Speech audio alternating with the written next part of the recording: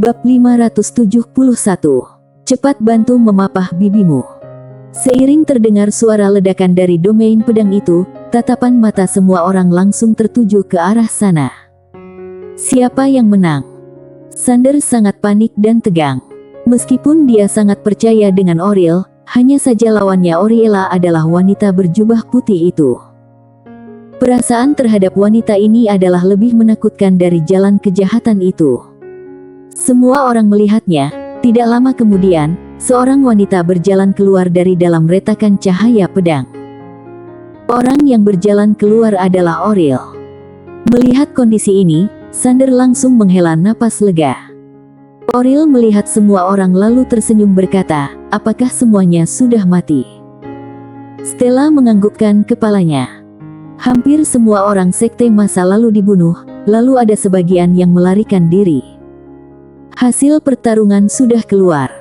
Auriel memandang Sander dan berkata, "Ayo kita berbincang sejenak." Sander menganggukkan kepalanya. Auriel membawa Sander ke arah kejauhan. Stella melihat mereka berdua dan diam tak berkata. Berjalan cukup lama, Sander ingin berbicara, tetapi Auriel mendadak berdeham, kemudian muntah darah. Melihat kondisi ini, ekspresi wajah Sander langsung berubah. "Bibi." Auriel tersenyum, dan berkata, "Aku baik-baik saja kok." Sander berkata dengan nada gemetaran, "Bibi." Auriel tersenyum, "Tidak akan mati kok." Sander berkata dengan nada gemetaran, "Bagaimana kondisimu?" Awalnya dia mengira Auriel menang, tetapi kondisi tidak seperti itu. Auriel langsung merangkul lengannya Sander dan berkata, "Cepat memapah bibimu." Sander dan pagoda kecil pun terdiam. Harus diakui, Sander sudah terdiam 1000 kata. Karena dari muka bibinya, kondisinya benar-benar sangat lemah. Apakah benar-benar luka parah? Apakah ketua sekte masa lalu itu benar-benar begitu menakutkan? Sander sedikit bimbang, lalu bertanya, "Bibi, ketua sekte masa lalu itu?" Auriel menghela napas, ekspresi wajah sangat masam dan berkata, "Dia sangat kuat, Bibi tidak bisa mengalahkannya." Sander terdiam. Auriel memandang Sander dan berkata dengan muka panik, "Kamu tidak akan meremehkan bibimu, kan?" Sander tersenyum tipis dan berkata, "Bibi jangan berkata perkataan seperti ini, aku." Auriel tersenyum dan berkata, "Aku hanya bercanda saja." Sander menganggukkan kepalanya, lalu ekspresi wajah sangat serius. Sebelumnya ada jalan kejahatan itu, sekarang wanita berjubah putih. Tekanan yang berat sekali. Kali ini, Sander benar-benar merasakan bahaya. Auriel melirik Sander sekilas, lalu berkata, "Sekarang kamu sudah mengetahui secara besar masalah sungai waktu, sekarang waktunya untuk mengurus sungai waktu, lalu hal-hal ini bukan urusanmu. Jadi, apa rencanamu?" Sander berkata dengan serius, "Meningkatkan kekuatanku." Auriel menganggukkan kepalanya, "Aku akan memberitahumu satu tempat." Sander memandang Auriel, lalu sedikit penasaran dan bertanya, "Tempat apa?" Auriel tersenyum dan berkata, "Fakultas Dewa." Sander mengerutkan keningnya dan berkata, "Fakultas Dewa." Auriel menganggukkan kepalanya, "Lia." Sander berkata dengan heran, "Aku tidak pernah mendengarkannya." Auriel berkata, "Fakultas Dewa, berasal dari zaman kuno." Sander kaget dan berkata, 100 miliar tahun yang lalu. Auriel menganggukkan kepalanya, "Lia." Fakultas Dewa ini didirikan oleh salah satu dewa dari Aula Laksa Dewa yang bernama Wan. Waktu zaman itu, alam semesta baru terbentuk, masih tidak ada apapun. Makhluk hidup masih tidak mengerti bagaimana cara pelatihan. Oleh karena itu, Wan mendirikan fakultas ini, agar laksa makhluk hidup bisa berlatih. Bisa dikatakan tempat ini adalah titik mulai peradaban baru dan Tao. Sander berkata, "Bagaimana hubungan fakultas dewa dan Aula Laksa Dewa ini?" Auriel tersenyum, "Tentu saja ada hubungan, tapi Aula Laksa Dewa tidak bisa mengurus mereka, karena fakultas ini sedikit spesial. Meskipun orang dari Aula Laksa Dewa yang hidup sampai sekarang, juga tidak berani mencari masalah dengan mereka." Sander bertanya, "Bibi, kamu berharap aku belajar di sana?" Oril menganggukkan kepalanya. Dengan kekuatan dan sumber pelatihan yang kamu miliki sekarang, memang lebih baik belajar di rumah. Karena bagaimanapun juga, orang-orang di sekitarmu adalah master tak terkalahkan.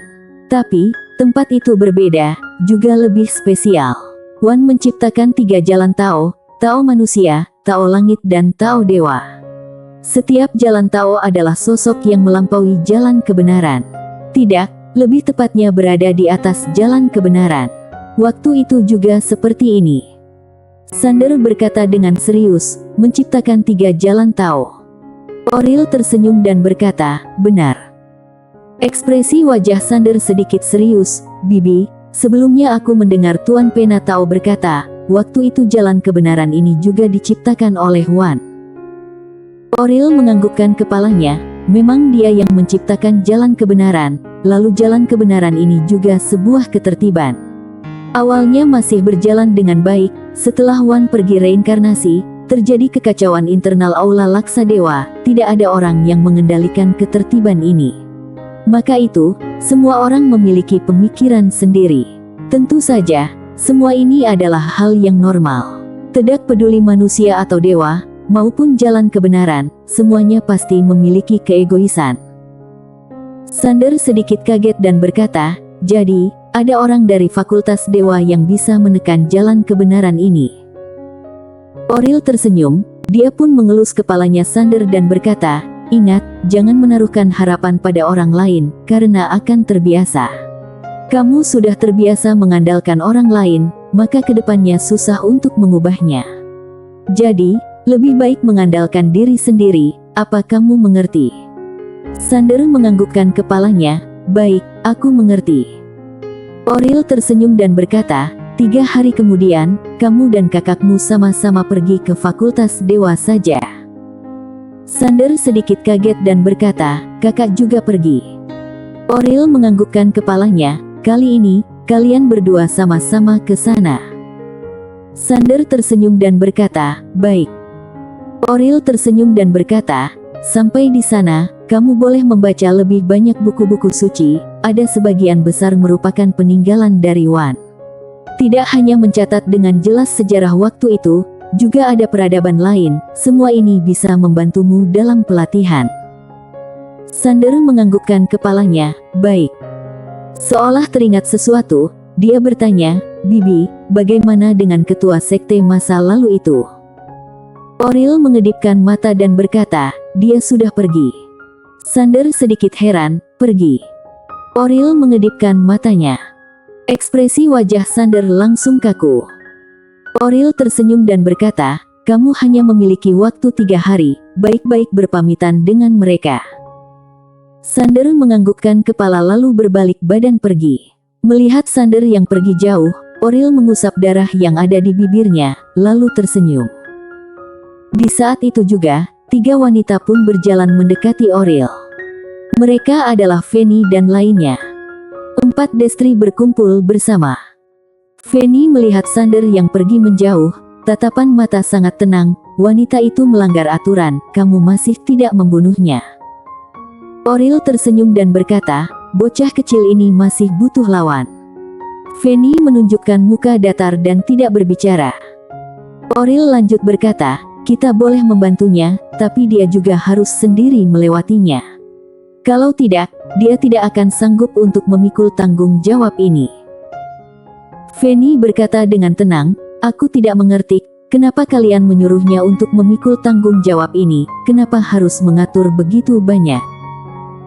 Oril tersenyum, dia menarik tangannya Feni dan berkata, di zaman kita, jika ada ketertiban, kakak juga tidak akan mati di tangan Tao Langit.